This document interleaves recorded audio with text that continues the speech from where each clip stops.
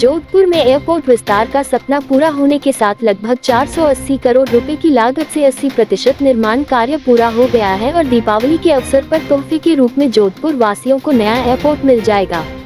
जोधपुर के सांसद और केंद्रीय पर्यटन संस्कृति मंत्री गजेंद्र सिंह शेखावत ने बाकायदा इसका अवलोकन करने के साथ देश के प्रधानमंत्री नरेंद्र मोदी से लेकर पूर्व रक्षा मंत्री मनोहर पर्रिकर का आभार जताया और विश्वास व्यक्त किया कि इस सुविधा के बाद आर्थिक रूप से जोधपुर और अधिक विकास की ओर आगे बढ़ सकेगा।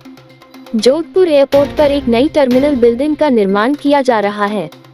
यह नया टर्मिनल 24,000 वर्ग मीटर में फैला होगा और व्यस्त समय में 2,500 यात्रियों और प्रति वर्ष 3.5 मिलियन यात्रियों को संभालने में सक्षम होगा। 480 करोड़ रुपए की लागत वाले इस नए टर्मिनल का क्षेत्रफल 24,000 वर्ग मीटर है, जबकि व्यस्त समय में 2,500 यात्रियों और प्रति वर्ष 3.5 मिलियन यात्रियों को संभालने में सक्षम होगा। यह नया टर्मिनल हेरिटेज लुक में बनाया गया है और इसमें जोधपुर पत्थर का उपयोग किया गया है। वर्तमान में जोधपुर हवाई अड्डे में 5,690 वर्ग मीटर में फैला एक टर्मिनल भवन है जो प्रति घंटे 430 यात्रियों को संभाल सकता है। नया टर्मिनल भवन 37 एकड़ में फैला होगा और इसमें 6 aero bridge, 40 check in counter, 16 self check in मशीनें और 3 कन्वेयर बेल्ट होंगे। ये टर्मिनल भवन दीपावली तक बनकर तैयार हो जाएगा। नए टर्मिनल भवन के निर्माण के बाद जोधपुर एयरपोर्ट पर बोइंग और एयरबस जैसे बड़े यात्री विमान भी उतर सकेंगे।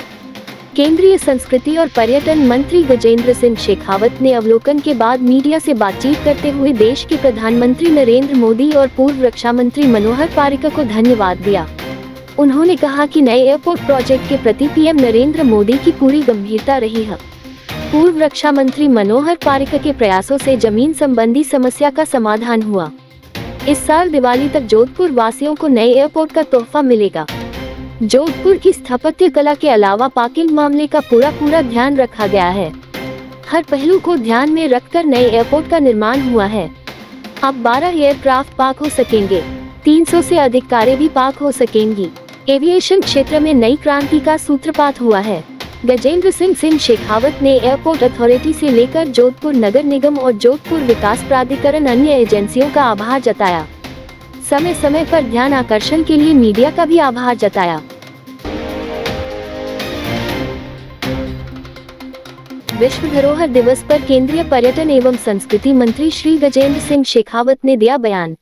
तो 40 करोड़ लोगों को इस बात के लिए बधाई देना चाहता हूँ कि यूनेस्को वर्ल्ड हेरिटेज रजिस्टर, जिसमें वो ऐसी सारी इंटेंजिबल परिसंपत्तियों को दर्ज करते हैं, उसमें कल रात में हुए फैसले में भारत की भगवत गीता और भारत का भरत मुनि रचित नाट्य शास्त्र, इन दोनों को वर्ल्ड जो है यूनेस्को की वर्ल्ड हेरिटेज रजिस्टर में अंकित किया गया। गीता जिसका इतिहास 5,000 साल से ज़्यादा का पुराना है और नाट्य शास्त्र जब पूरा विश्व जो है, विश्व की अन्य सभ्यताएं अपने आप को पाषाण युग से लेकर के और जो है उससे आगे बढ़ने के लिए संघर्ष करती थी, जीवन यापन करती थी, उस समय हमारे देश की सांस्कृतिक उत्थान इस शीर्ष पर था कि उस समय में व्यक्ति के जीवन के सब भावों को परिलक्षित करने वाले ऐसे ग्रंथ की रचना भरत मुनि ने की थी। आज उन दोनों दस्तावेजों को माननीय प्रधानमंत्री जी के निरंतर प्रयास के बाद उन दोनों ग्रंथों को जब वर्ल्ड हेरिटेज रजिस्टर में सूचीबद्ध किया गया है।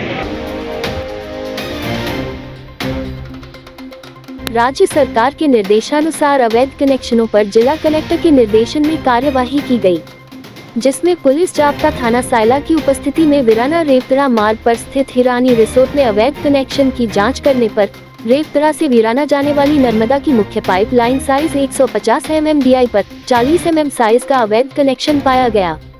मौके पर अवैध कनेक्शन के पानी से टैंकर भरकर बेचना, स्विमिंग पूल, फार्म हाउस एवं खेती के कार्यों में डीजल जनरेटर सेट से उपयोग करना पाया गया।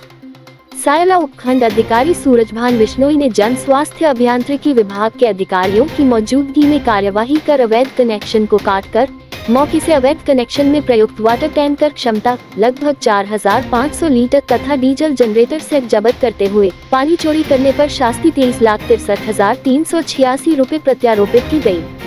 साथ ही अवैध कनेक्शन करता शैलेश पुत्र सालिग्राम एवं कैलाश कुमार पुत्र सालिग्राम निवासी रेवतला के खिलाफ मामला दर्ज करवाया गया।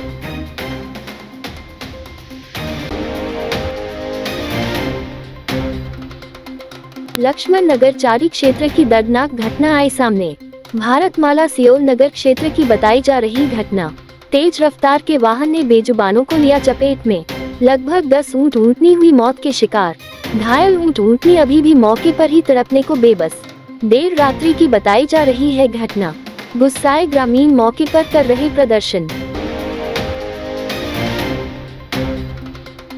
कृषि और पशुपालन के क्षेत्र में परंपरागत रूप से अग्रणी रहे राजस्थान के पशुपालकों के समग्र उत्थान और पशुपालन क्षेत्र को विकास के नए आयाम देने के लिए जारी निरंतर प्रयासों के अंतर्गत व्यापक गतिविधियों का संचालन किया जा रहा है।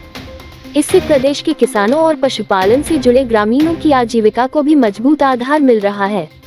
मुख्यमंत्री श्री भजनलाल शर्मा के कुशल नेतृत्व में राज्य सरकार पशुपालकों के जीवन स्तर को सुधारने के लिए सतत प्रयास कर रही है।